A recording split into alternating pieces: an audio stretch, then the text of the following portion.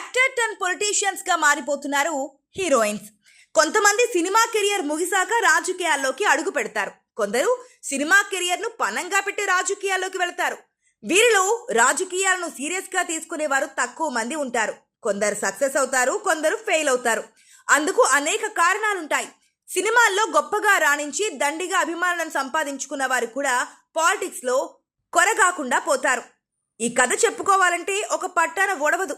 సరే, ఇప్పుడు విషయం ఏంటంటే, సౌత్ ఇండియాలో మోస్ట్ టాలెంటెడ్ హీరోయిన్ గా పేరు తెచ్చుకొని మహానటిగా Indian సెక్యులైటెడ్ మెప్పించిన most beautiful heroine Keerthy Suresh కూడా పాలిటిక్స్ పైన కన్నేసినట్లుగా కనిపిస్తోంది.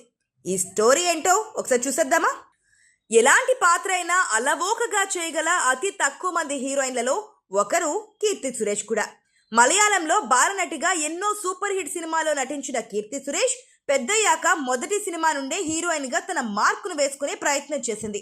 విభిన్నమైన కథలను ఎంచుకుంటూ నటిగా ఆమె శిఖరాగ్ర స్థాయికి వెళ్లి కూర్చోంది. ఇప్పుడు ఆమెకు వరుస డిజాస్టర్లు వస్తున్నా కూడా వరుసగా సినిమాలు చేయగలుగుతోంది అంటే ఆమెకున్న బ్రాండ్ ఇమేజ్ ఎలాంటిదో అర్థం చేసుకోవచ్చు మనం. ఆమె కెరియర్ ని మహానటికి ముందు ఆ తర్వాత అని విభజించవచ్చు.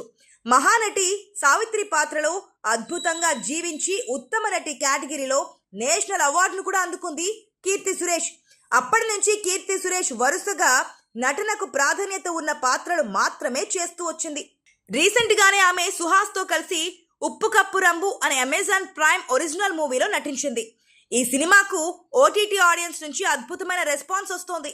ఈ సంగతి కాసేపు పక్కన పెడితే కీర్తి సురేష్ గురించి సోషల్ మీడియాలో లేటెస్ట్ గా ప్రచారం అవుతున్న ఒక వార్త పెద్ద సంచలనం రేపుతోంది.